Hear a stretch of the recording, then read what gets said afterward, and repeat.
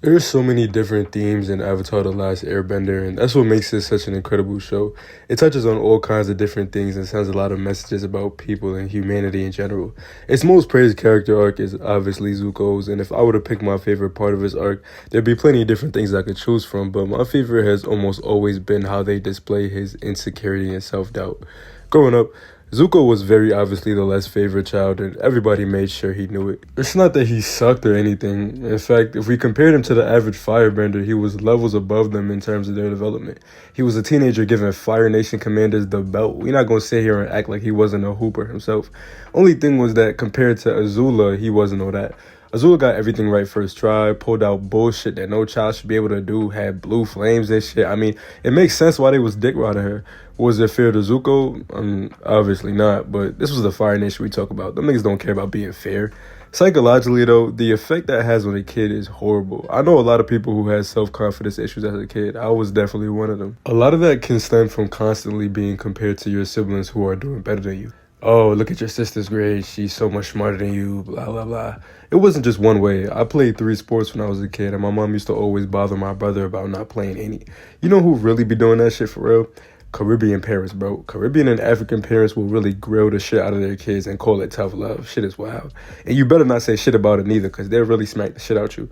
There's so many abusive behaviors we see from Ozai and honestly the entire Fire Nation in general that are rampant in our own communities. Shit is real interesting to look at. In Zuko's case, it created an insane inferiority complex and a deep desire to prove himself to his father and gain respect in Ozai's eyes.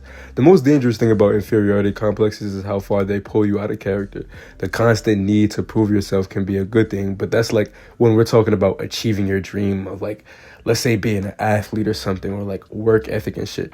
When you're desperate for the approval of one specific person, though, that person can manipulate you into a whole different motherfucker. Zuko was sliding down that path as he got more and more desperate to regain his quote-unquote honor and worth in the eyes of his father. It's what created one of his core character traits, impatience. He's in a rush to find the Avatar. He's in a rush to get stronger and learn the next set of skills that Iroh has to teach him. Iroh's trying to teach him how to fully control his fire with his breath, and he's just brushing it off and in a rush to learn advanced stuff. He had no patience at all. Of course, the overall point that kind of hung overhead and the thing that Zuko was kind of in denial about for a lot of the show was that returning the Avatar really didn't have much to do with Ozai's love for Zuko himself. Zhao was a dickhead, but he said it best. If your father really wanted you home, he'd have let you return by now, Avatar or no Avatar. Ozai didn't care about Zuko himself. He cared about how powerful he was. The Avatar requirement existed for Zuko to prove his worth. Without power, Zuko had no worth to his dad. Zuko didn't really want to accept that, which is understandable, so he clung to the Avatar like a lifeline, trying to delude himself into thinking it would make his father genuinely care for him.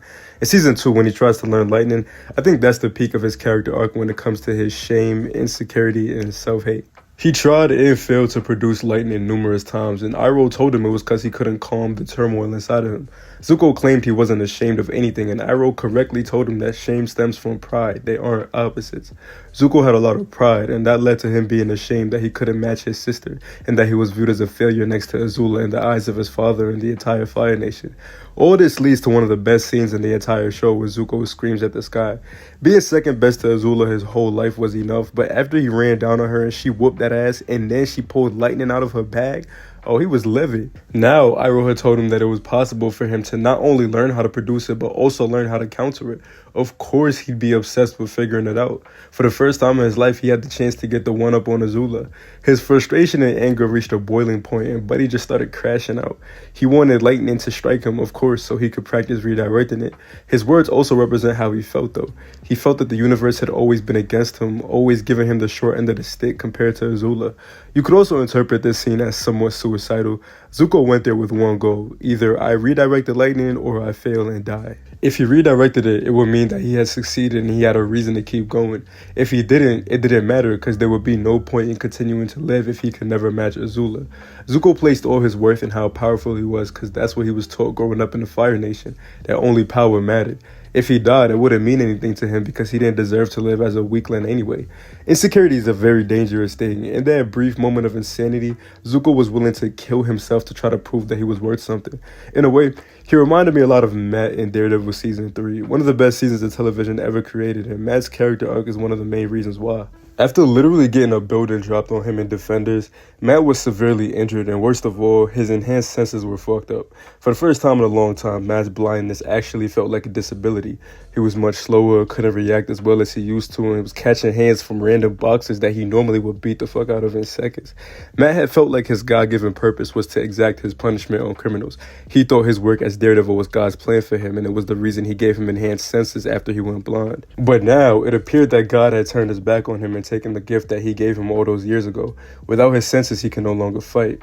Matt felt betrayed and used by God.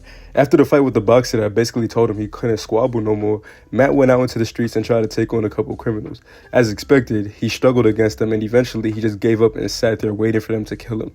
It was attempted assisted suicide because Matt didn't feel like he had any purpose anymore.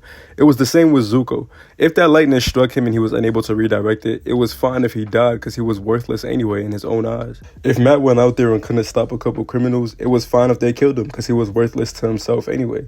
The mindset of someone who hates themselves so much that they have nothing to lose is dangerous. An underrated part of Zuko's character arc was him coming to terms with the fact that Azula was just more naturally talented than him, but that didn't make him any less of a person, and that didn't mean he was worthless. Unlearning the toxic mindsets that your parents have instilled in you, whether intentionally or unintentionally, is the first step in turning around your self-image, and it took Zuko 3 seasons before he finally took that step. His showdown with his father was him finally cutting loose the desire for his approval. His insecurity was directly tied to the way his father treated him in comparison to Azula.